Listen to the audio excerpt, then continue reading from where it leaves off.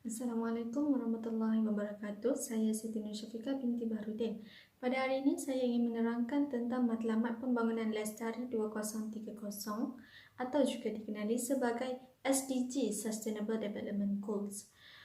Matlamat SDG ini mempunyai 17 teras utama yang telah dipersetujui oleh ketua-ketua negara dan juga masyarakat antarabangsa.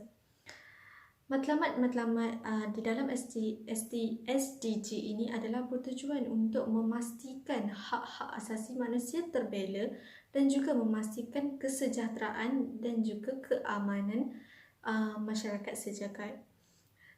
Di dalam banyak-banyak 17 SDG yang terdapat dalam pembangunan Lestari 2030 ini, terdapat satu matlamat iaitu matlamat SDG yang keempat yang telah menarik minat saya. Matlamat itu adalah pendidikan berkualiti, inklusif dan juga saksama.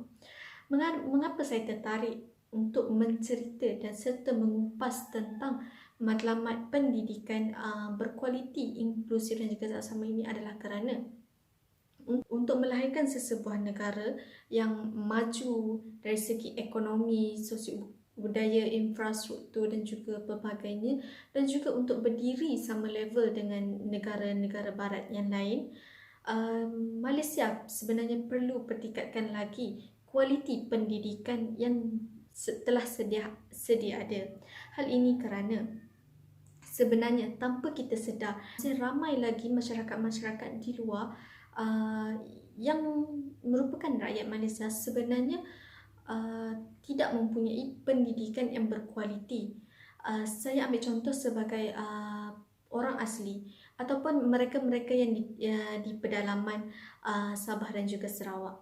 Mereka sebenarnya masih lagi terpinggir dan juga ketinggalan dari segi aspek pendidikan yang berkualiti. Mengapa saya katakan ketinggalan? Kerana di tempat mereka terdapat akses yang sangat limited untuk mengakses segala maklumat melalui internet. Selain itu, mereka juga selain tidak mempunyai akses wifi dan sebagainya, mereka juga mempunyai kuantiti komputer, laptop, iPad yang sangat limited kerana jurang kemiskinan bagi mereka yang tinggal di bandar dan juga mereka yang tinggal di pedalaman adalah tinggi.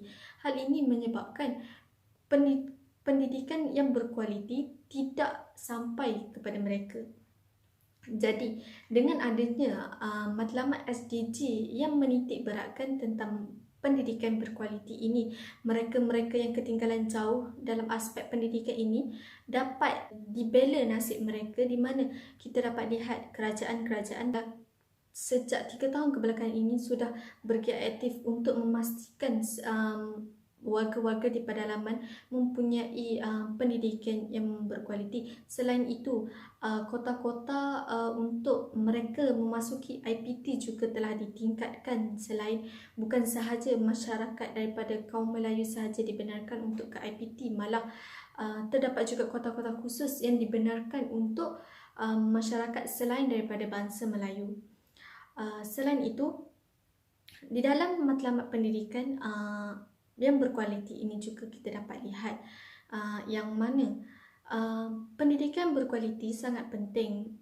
Masih ramai lagi mereka di luar sana sebenarnya tidak sama pemikirannya dari segi kebolehan mereka untuk mempelajari sesuatu mata pelajaran. Oleh itu, kerajaan telah mengambil inisiatif untuk mengadakan pusat latihan vocational untuk mereka yang lemah, dan mereka-mereka yang berminat dalam bidang kemahiran boleh memasuki institusi-institusi seperti TVET, ILP dan sebagainya. Institusi-institusi ini dibuat khusus untuk mereka-mereka yang lemah dalam mata pelajaran seperti sains, untuk menghafal subjek yang sangat sukar. Jadi minat dan cenderung kemahiran mereka lebih kepada sesuatu yang berasaskan kemahiran. Oleh itu, pertubuhan institusi seperti TVET telah disediakan oleh kerajaan untuk mereka-mereka yang lemah dalam bidang pelajaran seperti sains, matematik ini. Selain itu, ianya secara tidak langsung telah membantu meningkatkan kadar kemajuan negara, di mana negara dapat melahirkan mereka-mereka yang pakar serta berkemahiran. Bukan sahaja pelajar-pelajar yang mahir dalam bidang pakar seperti doktor, guru, accountant, malah Malaysia juga dapat melahirkan pelajar-pelajar yang mahir dalam menjahit, mereka cipta perabot, mereka cipta enjin dan sebagainya. Mereka-mereka yang di dalam bidang kemahiran ini sangat diperlukan untuk menjadikan Malaysia masyarakat yang seimbang.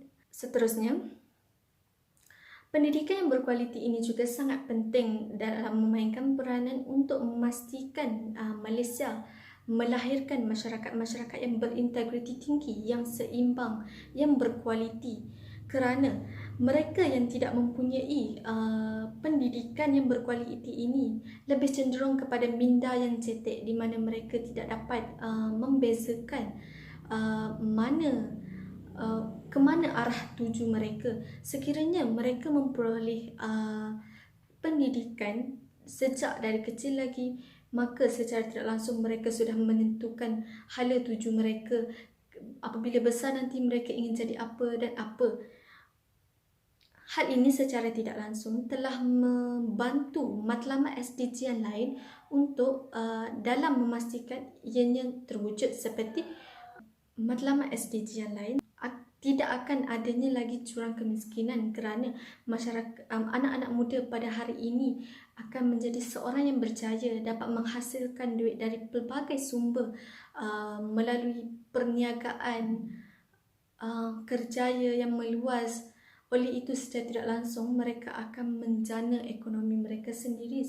Seterusnya, dapat merapatkan jurang kemiskinan, tiada lagi berlakunya kelaparan dan sebagainya. Oleh itu, matlamat SDG ini sangat penting sekiranya kita telusuri, pelajari dengan lebih mendalam, kerana ianya sangat banyak manfaat dan tidak dapat saya nyatakan satu-satu di sini. Oleh itu, saya berharap agar pendidikan berkualiti ini dapat diteruskan pada masa akan datang, bukan sahaja berhenti pada tahun 2030 setelah matlamat ini telah tercapai. Itu saja daripada saya tentang matlamat SDG. Terima kasih.